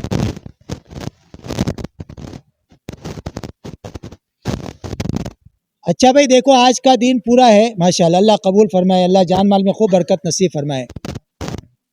ابھی اپنے دل کے دروازوں کو کھلا رکھے اور اللہ سے مانگتے رہے. مانگیں گے بھائی انشاءاللہ. ہاں اللہ سے مانگتے رہے کہ اللہ تو ہمیں اپنے کام کے لیے نکلنے کی توفیق عطا فرما.